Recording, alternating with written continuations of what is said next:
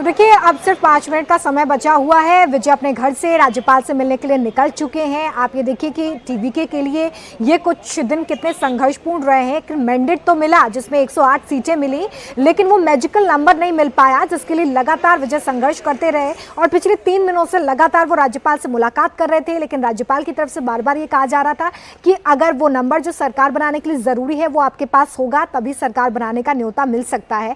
अब इस बात को लेकर भी अटकलें तेज हो जाएंगी। टी राघवन की शपथ ग्रहण कहां होगा, कब होगा, कितने जल्दी हम तमिलनाडु के नए मुख्यमंत्री को देख पाएंगे अब शपथ लेते हुए, इस बात को लेकर कोई भी इनपुट आपके पास?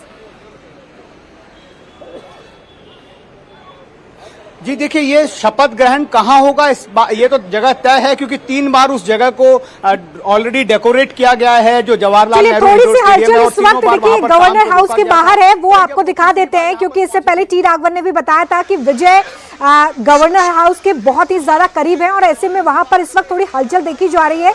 बहुत संभावना है कि विजय वहां पर पहुंच गए होंगे और अब वो अंदर जाकर 120 विधायकों का जो समर्थन पत्र है वो सौंपेंगे राज्यपाल को और राज्यपाल की तरफ से सरकार बनाने का न्योता विजय को मिल जाएगा, जो कि पिछले 3 दिनों से नहीं मिल रहा था। और बड़ी जानकारी देखिए हमारे पास ये भी आ रही है कि विजय राज्यपाल के पास पहुंच चुके हैं, राजभवन पहुंच चुके हैं, लोक भवन के बाहर। जी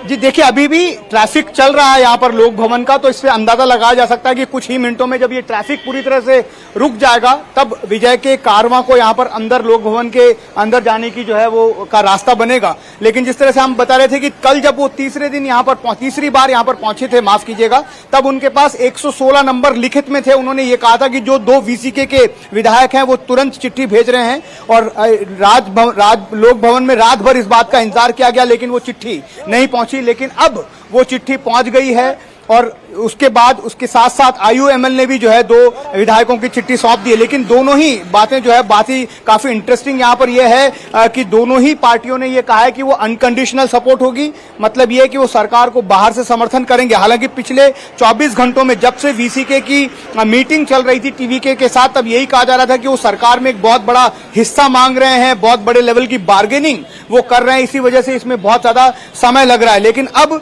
ये साफ हो गया है कि जो चिट्ठी उसमें लिखी गई है, जो राजभवन को भेजी गई है, जो अभी विजय लेकर जिसे पहुंच रहे हैं राजभवन फिजिकली, क्योंकि वो ये नहीं चाहते हैं कि किसी भी तरह की आखिरी वक्त पे किसी भी तरह की प्रॉब्लम्स हो, इसलिए विजय खुद उन चिट्ठियों को लेकर अपने साथ पहुंच रहे हैं। उसमें ये साफ साफ लिखा गया है कि अनकंडीशनल सपोर्ट होगा। ये वही चिट्ठी है जो वामपंथी दलों ने भी दी थी, जो सीपीआई और सीपीएम के 4 विधायकों ने जिस तरह की चिट्ठी लिखी थी, सेम ड्राफ्ट है, वही चिट्ठी अब दी गई है। इसका मतलब ये है कि तीनों ही पार्टियां विजय की गाड़ी राजभवन के अंदर दाखिल हो गई है। जो तस्वीरें हम देख रहे हैं इसमें एक काले कलर की कार काफी देर से वेट कर रही थी, लेकिन अब वो कार अंदर चली गई है। क्या विजय अंदर पहुंच गए?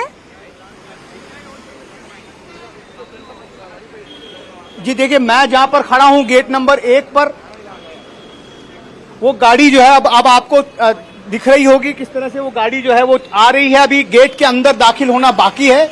यहाँ पर उस गाड़ी का वेट किया जा रहा है, एक छोटा सा टर्न उसको लेना होगा गाड़ी को जब वो राजभवन के गेट नंबर 1 पर आएगी।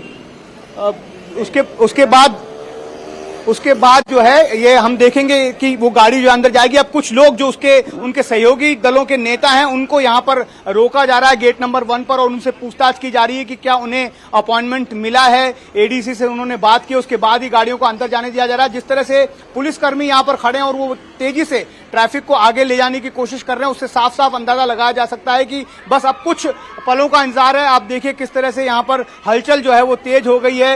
एक गाड़ियों का काफिला जो है बार बार आ रहा है और उसे पुलिस जो है वो आगे बढ़ा रही है ताकि उस रास्ते को क्लियर रखा जा सके जिस रास्ते से विजय जो है वो लोक भवन के अंदर दाखिल करेंगे। इस बार उनके पास नंबर्स हैं, इसीलिए इस बार अब कोई भी ऐसी गुंजाइश नहीं बची है कि उन्हें निराश लौटना पड़ेगा। अब बस ये वक्त, थोड़ी देर और वक्त की बात है कि कितनी देर में उन्हें जो है राज्यपाल से जब वो समय मांगेंगे तो कब का समय उन्हें मिलता है ये देखना होगा। हालांकि जैसा हमने आपको बताया, जवाहरलाल नेहरू इंडोर स्टेडियम जो जगह है वहां पर ऑलरेडी तैयारियां की जा चुकी थी। सब तैयार होने के बाद जब अपॉइंटमेंट जो मिला था गवर्नर के बाद, उसके बाद उन्होंने कहा कि जो है विधायकों की संख्या कम है, तो उसके बाद उस काम को तुरंत रोकना पड़ा था। लेकिन अब कुछ ही घंटों में वो जवाहरलाल नेहरू इंडोर स्टेडियम भी तैयार हो जाएगा। अब कितना वक्त वो लेते हैं इसको देखना पड़ेगा। लगातार हमने देखा कि जब भी उन्होंने गवर्नर से मुलाकात की, तब भी जब उनके पास नंबर नहीं थे, तब भी वो ये चाह रहे थे कि इमीडिएट जो है उनका शपथ ग्रहण हो जाना चाहिए। इस वजह से जो इमीडिएटली वो चाहते हैं कि शपथ ग्रहण हो जाए, और इसलिए आज भी देखेंगे कि जब उनके पास नंबर्स हैं तो वो ये कोशिश करेंगे कि जितना जल्दी हो सके वो सीएम पद की शपथ ले लें और अपने बहुमत को फ्लोर ऑफ द हाउस में साबित करें।